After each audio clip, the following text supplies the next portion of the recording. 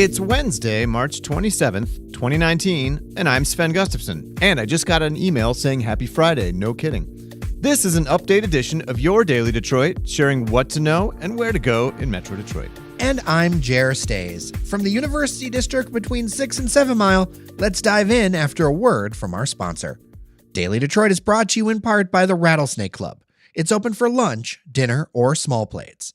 Enjoy views of the international skyline and the Detroit Riverwalk. Also, the Rattlesnake features a seasonal menu of locally sourced ingredients, daily happy hour specials, and an award-winning wine list. Make your reservation today at rattlesnakedetroit.com. Big news from Detroit, where the much-loathed trash incinerator on the city's Near East Side is set to close 33 years after it opened. Detroit Renewable Energy CEO Todd Grezich says the decision to shut down was down to prohibitively high costs to eliminate odors, which have been a source of complaints for decades. The incinerator will cease operations this week, but fully powering down is expected to take between 60 and 90 days. The incinerator has notified the cities of Warren and the Grosse Pointes, which were also customers. All, including Detroit, will have to start sending their trash to landfills.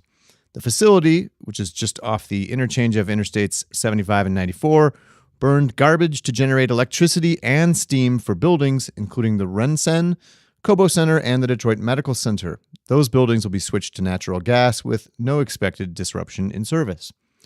The incinerator had routinely exceeded air pollution standards in recent years. Neighborhood and advocacy groups had urged the city to shut it down. In a statement, Mayor Mike Duggan said the city has been pushing the incinerator to address neighborhood concerns for about a year. Duggan says, quote, "As far as future use of this site is my strong preference that this site never again be used as a waste incinerator. We will be pursuing our legal options to make sure this remains the case," end quote. Duggan added that the city will transfer its trash contract with Detroit Renewable Energy to another company, with rates locked in through the remainder of the contract. The city will also help current employees find new jobs. About 150 employees are affected by the closure. I lived near the incinerator for a while, and that thing stunk to high heaven sometimes. Oh, yeah. I used to live in Woodbridge, and I'll never forget the smell of it. It's like a sickly sweet. I mean, it literally smells like burning garbage. I smelled it both in Midtown and in Lafayette Park. And I got to say, like, you look at that thing and you go, why is that there? I mean, this was one of Coleman Young's worst decisions. For sure. Back in the 80s, they issued $440 million in bonds, and it's been a boondoggle. It's never been right. Yeah, the city has always owned the property, but they used to actually operate the facility too. Just a disaster. Well, I wanted to share one final thought that comes from Frank Nemecek over at the Warrendale Blog. And to be clear, we're talking about the city of Detroit's neighborhood Warrendale, not the Faustian land of Macomb County. He has a creative reuse for the land. And I had to highlight this one because he believes, and we're quoting here, that strip clubs across the city should be incentivized to close in the neighborhoods, convert their current location into a sports bar or something, and move the adult entertainment to where the incinerator sits now. He goes on to say that for more than 30 years, he has heard one elected official in Detroit after another talk about how they would love to pick up all of the strip clubs in our neighborhoods and move them to a separate area away from everything. With the closing of the incinerator, he believes that Detroiters finally have a chance to do precisely this thing. Bravo, Frank. Bravo. Somebody get that man like an appointment on Mayor Duggan's administration for, land development in the city or something. The measles outbreak is spreading. There are now more cases, 22 at the most recent count in Michigan. It's also hopped the county line from Oakland to Wayne County, where officials have identified one case. The ages of the infected run from 11 to 63. As we said yesterday, it started with a traveler from Israel through New York. So there's not much to add. We've been covering the story many times, but I thought it was important to update folks. But get vaccinated if you haven't already. We shouldn't have measles outbreaks. We have the technology. And as a public service reminder, no, there is no credible evidence that measles vaccinations cause autism for your kids. We'll have links in the show notes. Two food luminaries from Michigan have been nominated as semifinalists for prestigious James Beard Awards. The award is described by Eater as the Oscars of the food world. Lisa Ludwinski, founder of Sister Pie in the West Village neighborhood of Detroit, was nominated for the Outstanding Baker Award.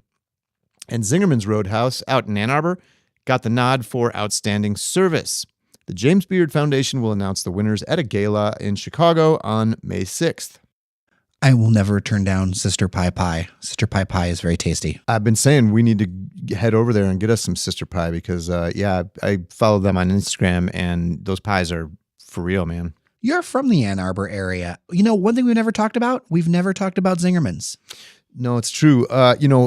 Zingerman's is great, and I actually used to work there. That was a job in high school, washing dishes in the dish tank there, which was, it's a dishwashing job. I wanted to work making sandwiches and learning about food, but that was all they had open at the time. But I have to say, I've never been to the Zingerman's Roadhouse, so I can't speak to that. Road trip time, it's worth it, man. Yeah, that building, I do remember, though, that building that it's in used to be a Mountain Jack's. Remember that chain restaurant? Oh, wow.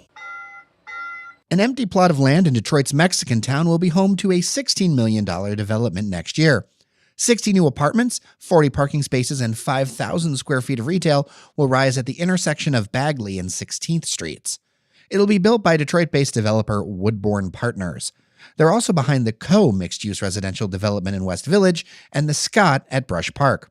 Ground could break as early as this fall, and construction is planned to take about a year. In This Week in Twitter speculation, a tweet from none other than Eminem has gotten Detroit's all a Twitter. Get it? Yeah, sorry. The hometown rap star suggested that an American alliance of football teams should come to Detroit. Quick explainer for those of you who, like us, had never heard of the AAF before. The Professional Development League started only last month, right after the NFL's Super Bowl. It's already in its 8th week of play. There are 8 teams, mostly in the South and the Southwest, and they're mostly in markets that lack an NFL team. Anyway, back to Eminem. He said the league should allow fighting, adding that he would watch every game, quote, even though there is no Detroit team yet. Hint. League co-founder Charlie Ebersol responded, saying, Detroit is not a bad idea for a future franchise. Let me know if you want in on it. One thing we'll note, the league is apparently already in danger of folding after just one season. Multiple outlets report today that the NFL Players Union is leery of lending players to the fledgling league because they're worried they'll get injured, and that one of the league's co-owners is looking at folding if he can't get more cooperation. Although the league has no direct financial relationship with the NFL, the games air on the NFL Network. The AAF contracts include opt-out clauses for players if any NFL teams want to pick them up. The Lions are terrible, and year after year, the fans, well, Sven, I think they need hope for something. So if for some reason they can continue past this year, because it's really starting to sound like grand opening, grand closing. If they can get past this first year, I think people love football in Detroit. It's just our team is terrible. Remember the Michigan Panthers?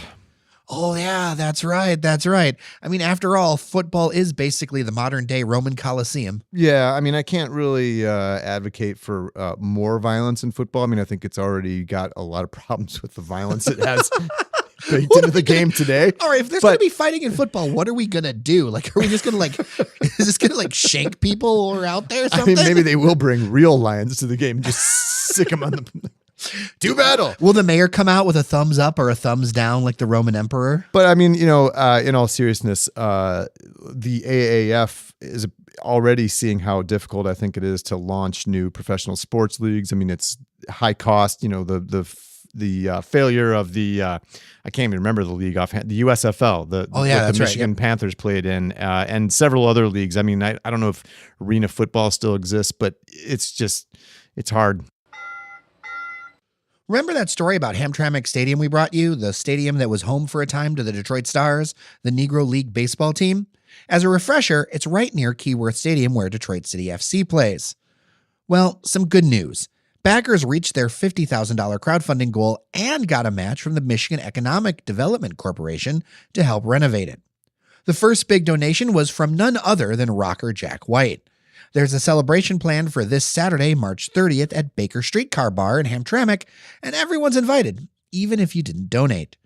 But really, and this is just my opinion here, if you're gonna crash a party like that, just bring a few bucks. Also, I'd add, Baker Streetcar Bar is a cool bar and probably the most physically narrow bar I've ever drank in. You'll be able to enjoy Detroit's skyline from a tall ship this September.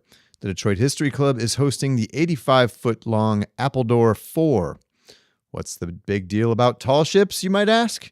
Well, this reproduction has a 76-foot-tall mast and more than 3,500 square feet of sails. Tall ships are an important part of our region's history. After all, a war was fought on the Detroit River in the early 1800s. That'd be the War of 1812 for those of you keeping score. Tall ships were also crucial to trade. Tours will be available over 9 days from September 6th through the 15th, but this kind of thing could really sell out quickly, Jer. You need to become a member of the Detroit History Club to get tickets. You get a 3-hour adventure with views of the Ambassador Bridge and a jaunt out onto Lake St. Clair. Who doesn't love a jaunt on Lake St. Clair, huh? I love me a good jaunt. We'll have a link to the tickets and more information in the show notes. The former Gale's Chocolate spot in downtown Royal Oak is going to get new life as a coffee shop. The Daily Tribune reports that the 6,000 square foot space on Washington will become home to a Proving Grounds coffee shop. It'll be the second location, with their first being in Milford near, well, you guessed it, the GM Proving Grounds. The second story will be opened up and include a 1,900 square foot play area for kids, rentable private party space and conference rooms, and workspaces for customers. Good to see a spot in Royal Oak get some new life. They got some vacancies in downtown Royal Oak these days. I mean, it's a tough time for retailers. That's no secret. Well, one thing that is in demand, though, are places to eat and places to go out. And we go to that Office Space coffee shop, pretty often when we're working in the suburbs. Atomic Coffee, too, is nice. Yep. But both those places are always packed with people on their laptops and drinking Joe. Yep. Changes are afoot on the Avenue of Fashion. That's the walkable strip of Livernois near 7 Mile. The city will remove the controversial median from Livernois Avenue and widen sidewalks to make the place more walkable. It's also getting long-expected bike lanes. These ones will be at sidewalk level and separated from the road, which is good to hear. On top of all that, Crain's reports that former Detroit Lion Ron Bartel is going to drop $4.6 million into a few properties along the corridor for retail and apartments. One is brand new construction. Plus, there's a residential and retail development. We've talked about it on an earlier show at the corner of 7 Mile and Livernois on the site of a long empty department store. Jerry, I saw they've got now steel structural beams up. So there's actually a structure starting to take place. They are rocking and rolling over there. We'll have links in the show notes. This is an exciting time on the Avenue of Fashion. It kind of reminds me of back in the day. I lived around Corktown before it really took off, and areas of Midtown. It's moving. Hundreds of people lined up for a Chick-fil-A pop-up in downtown Detroit for lunch today at the Chrysler House, the building historically known as the Dime Building. If you're bummed because you missed it, Chick-fil-A says it plans to hold more pop-ups. The popular restaurant also has a location in the lobby of the DMC's Harper Hospital, at Oakland University, and at Somerset Mall. I feel like it's only a matter of time until we get a full-time Chick-fil-A. If they're going to do a series of pop-ups, I feel like this is some sort of ramp-up. People are passionate one way or another about Chick-fil-A for sure. I will note here that there are many people in the LGBTQ community, including some of our friends, who have voiced serious issues with Chick-fil-A over their past political donations to groups opposing same-sex marriage. CEO made some incendiary comments as well. Chick-fil-A says their intent is not to support political or social agendas. Before we let you go, I wanted to let you know that the godmother of house music, Stacey Hot Wax Hale, will be spinning along with John Jammin Collins and Tommy Cool this weekend at Motor City Wine on Michigan Avenue in Corktown. She's Detroit music royalty and worth checking out. I'll have a link to the event in the show notes. Jerry, I just want to point out, we interviewed her once upon a time on Ye Old Daily Detroit Happy Hour podcast. We'll throw a link to that interview in the show notes as well. She was great. With that, I'm Sven Gustafson. If you like what we're doing, help us out. Become a member at dailydetroit.com. It helps us push Detroit's conversation forward. And I'm Jer Stays. Take care of each other, and we'll see you around Detroit. You're listening to the Podcast Detroit Network. Visit www.podcastdetroit.com for more information.